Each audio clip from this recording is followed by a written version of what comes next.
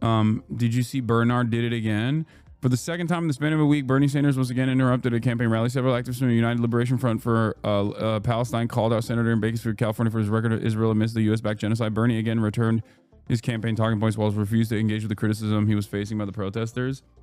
Dude, I want people to criticize Bernie Sanders' Israel statements in a directional fashion by demanding that he do more, but also explain what the expectations are.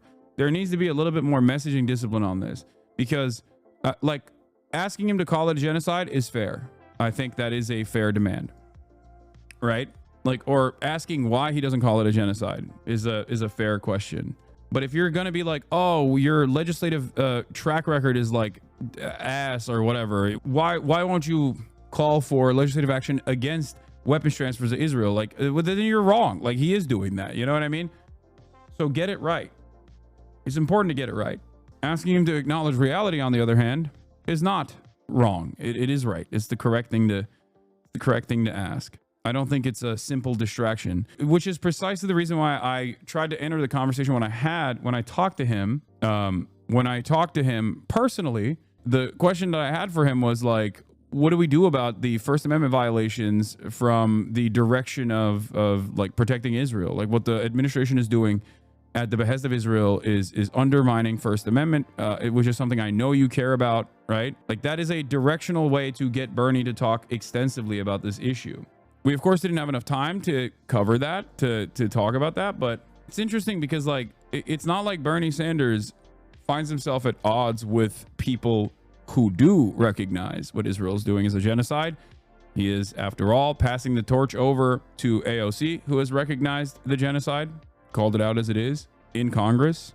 Okay. Bernie Sanders is a leader in the leftist movement in this country, a very important figure that knows better, and a very important figure, especially when it comes to talking about Israel, specifically because he is the most prominent and the most popular Jewish American politician. He has so much influential power to change discourse in this country, and he has done that in the past. That's why I'm saying that, like, my expectation of him has always been that he was incredibly underwhelming and incredibly disappointing in the aftermath of October 7 with the lack of communication at first, or even how he communicated about it when he did.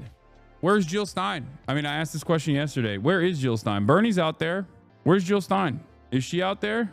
Is she out there? Where you at, Jill? Maybe she'll hear me and then she'll come out. Just kidding. She's like the groundhog. She only comes out every 4 years. She's hibernating for all the work that she's going to put into running for office every 4 fucking years, you know? Classic. Remember this. I'm going to keep hammering this point because a lot of you yelled at me. A lot of you fucking yelled at me. There's a lot of you that understandably are frustrated with the two-party duopoly that we have. And a lot of you yelled at me. This is not an I told you so moment. Okay? Make no mistake. I don't care. I was right, and that's fine. I always find myself to be correct on these assessments regardless. I don't even fault you for daring to believe that there's an alternative out there. I don't fault you for the protest that you wanted to have, that you wanted to put forward. But I want you to remember this for one reason and one reason only. 4 years from now, it's gonna happen again. Don't get fucking duped. That's it. That's the only reason why I'm saying this. Because I don't want you to get freaking duped 4 years down the line again and forget that she's not here. Why is she not here? Don't you think that she should be here? It's not like the issues went away. That is, of course, only if there is another election. What is this? That's a lie. She was just out at a conference. That's a lie. Oh my God. The Jill Stein heads are in here. My bad. She's doing a 4-year Goku energy surge. Yeah. I simply cannot comprehend the inner machinations of Jill Stein's mind. I can't. How come I never hear a thing about her all year? I follow news every day.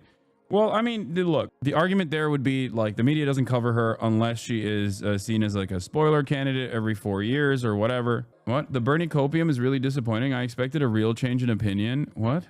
I'm done having this conversation. It is the least productive conversation of all time. I have fucking poured countless hours into this idiotic take over and over again. If you think that I am like, unconditionally in support of everything Bernie says and does, I don't know what to tell you.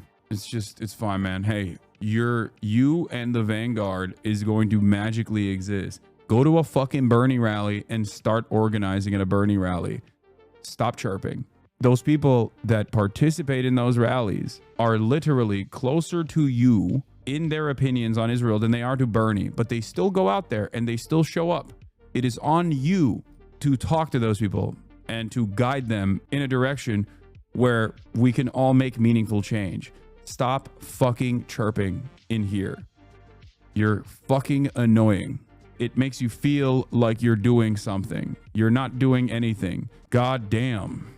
This never ends. Holy shit. All right. President Trump participates in bilateral meeting with the Prime Minister of Italy. Yes, chirping is non-praxis. You are not doing praxis.